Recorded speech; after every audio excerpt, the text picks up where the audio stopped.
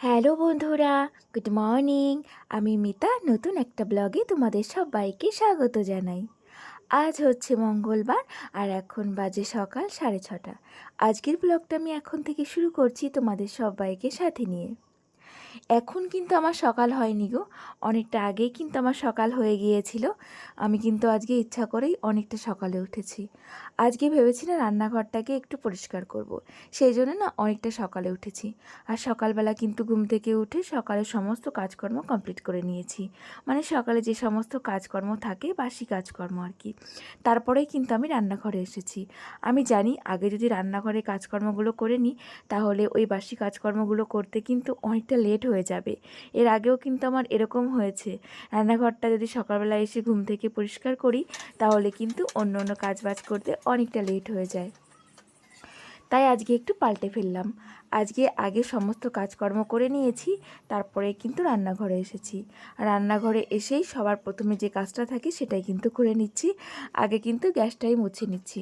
রান্নাঘরে দেখবে গ্যাসটা যদি সুন্দর করে পরিষ্কার পরিচ্ছন্ন করে গোছানো থাকে তাহলে দেখবে সমস্ত কিছুই ভালো লাগে।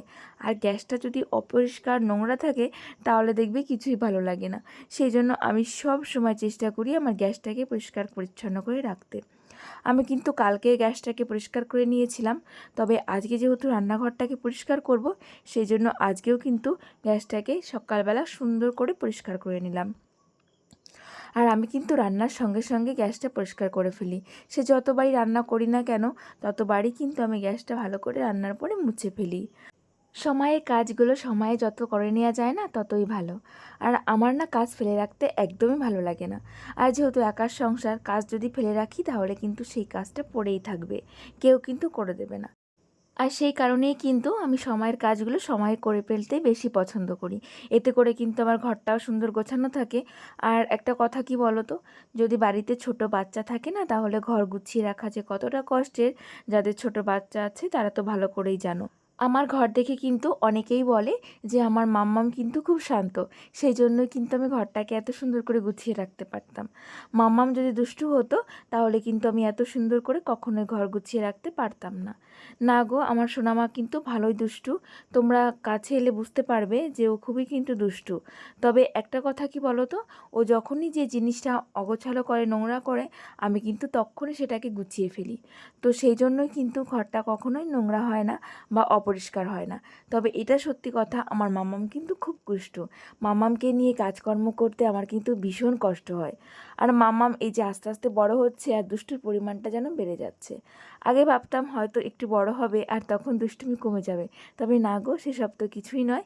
যত বড় হচ্ছে ততই কিন্তু মাম্মামের দুষ্টুমি বেড়েই যাচ্ছে।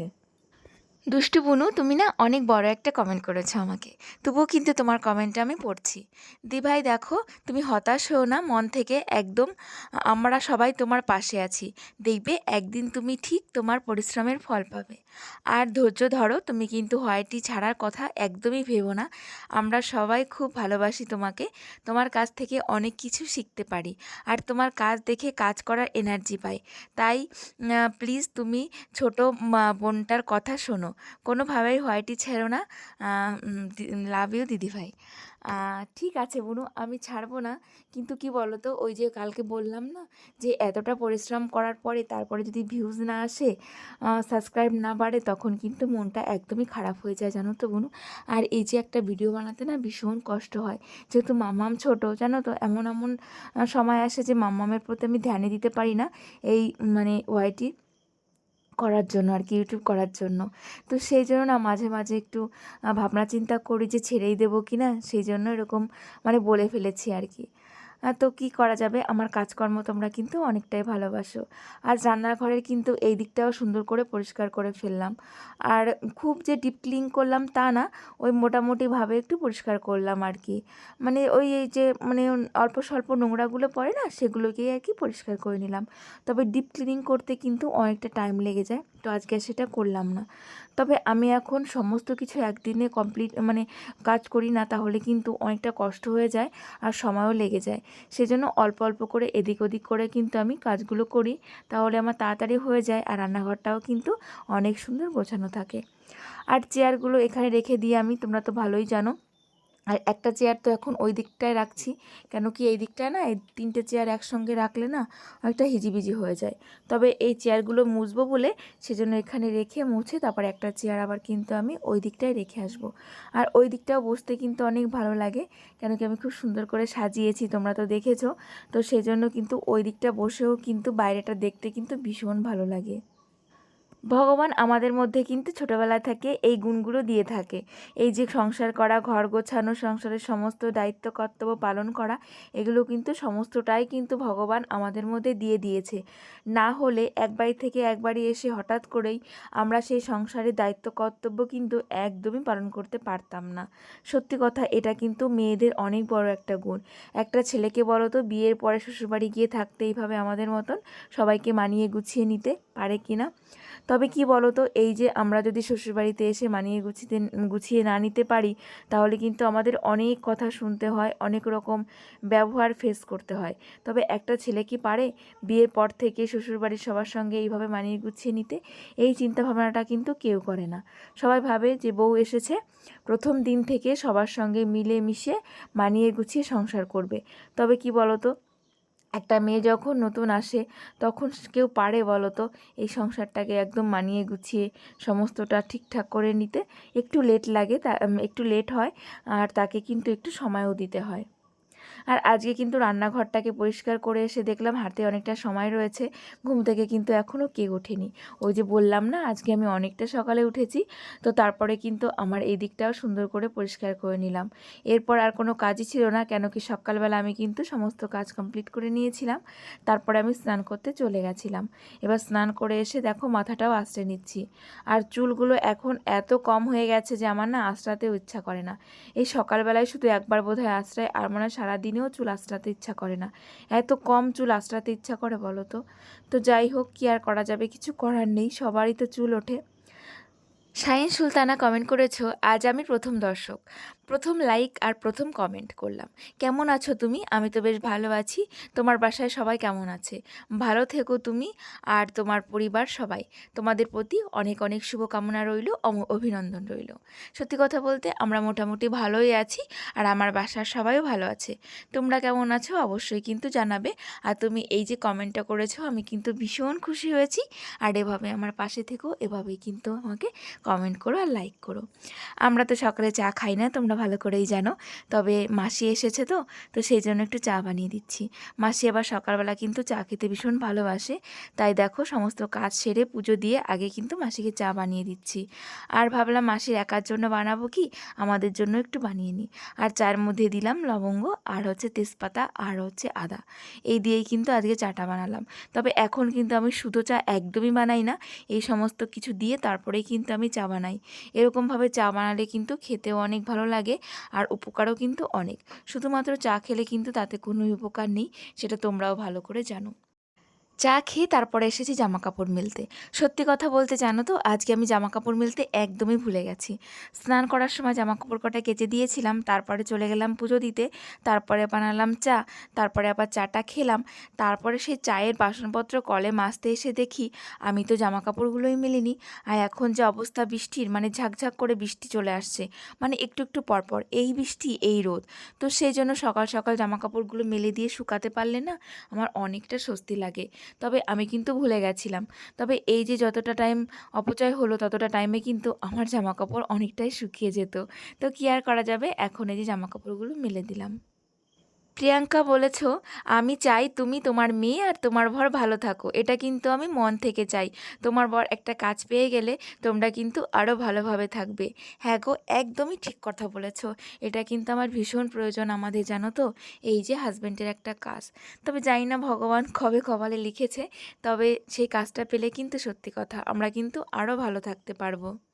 সন্তোষ কুমার দে আইডি থেকে পপি বুনু কমেন্ট করেছো, ভালো আছো দি ভাই? হ্যাঁ আমি ভালো আছি। আমি বাংলাদেশ থেকে পপি ঘোষ বলছি। তোমার মেয়ে কেমন আছে?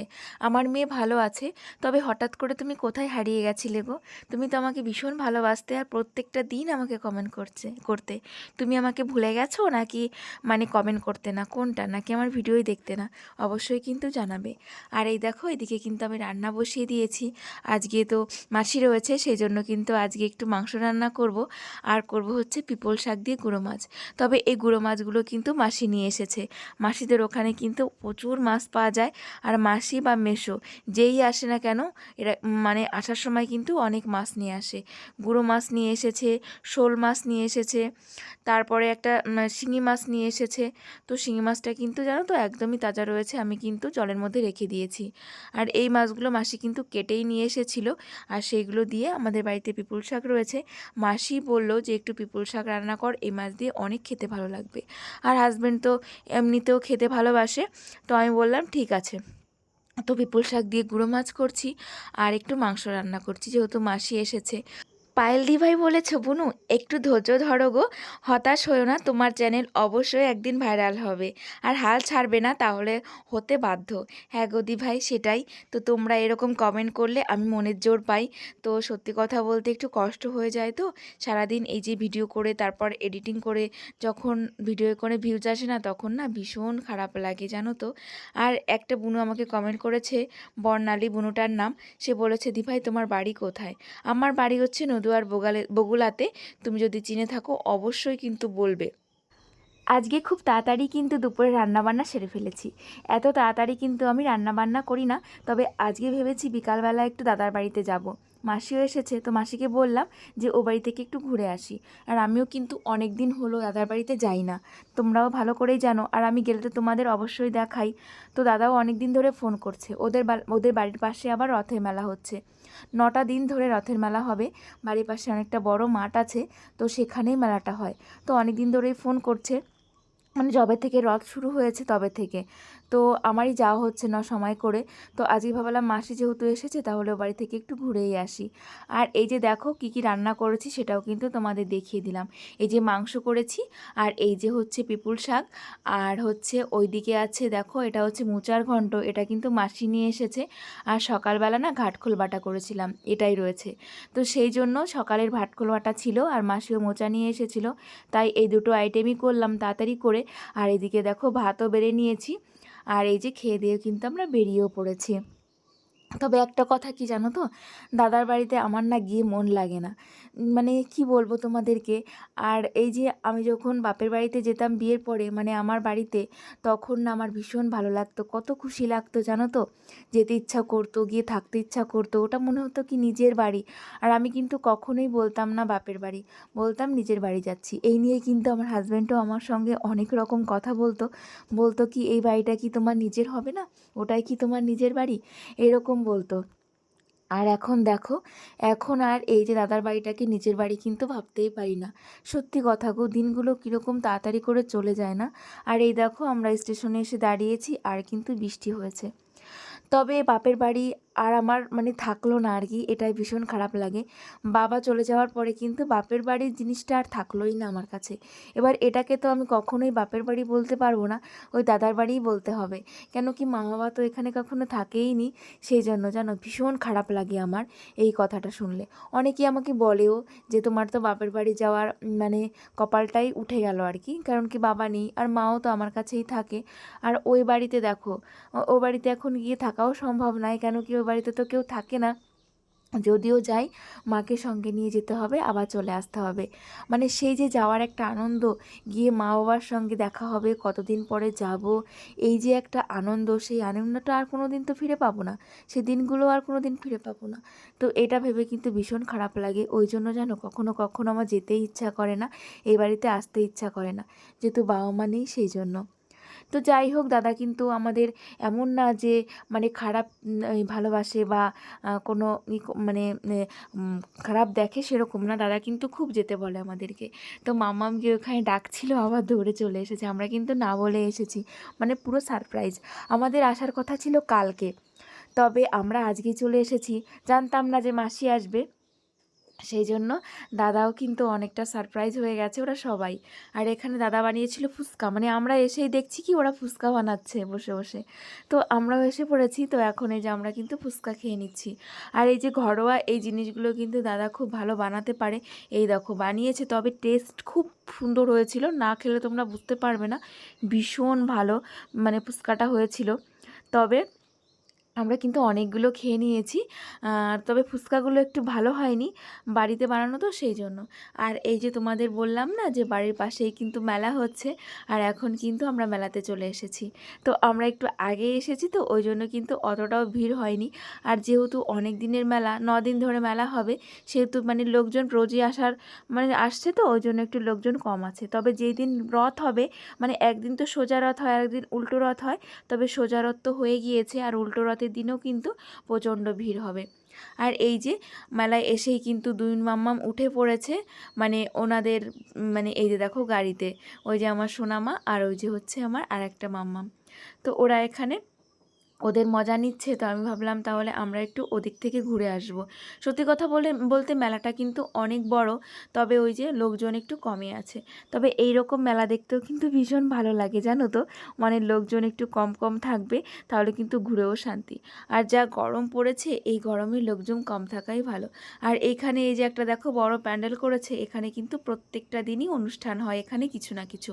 আজকেও হবে, তবে আমরা তো এক্ষুনি চলে যাব আবার বাড়িতে, মা আসেনি, মা রয়েছে বাড়িতে, সেই জন্য কিন্তু আমাদের চলে যেতেই হবে। তো আমাদের থাকতে বলা হয়েছিল, কিন্তু থাকা যায় বলো তো, মা যেহেতু বাড়িতে রয়েছে সেহেতু আর থাকা যায় না। তো তাই এই যে মেলাটা ঘুরে তারপরে কিন্তু আমরা চলেও যাব। আর এই দেখো এখন কিন্তু টুকটুক করে লোকজন সবে আসছে। তো চলো আজকের ব্লগটা এখানেই শেষ করব। তোমরা সবাই ভালো থেকো, আমরাও ভালো আছি, তোমাদের সবাইকে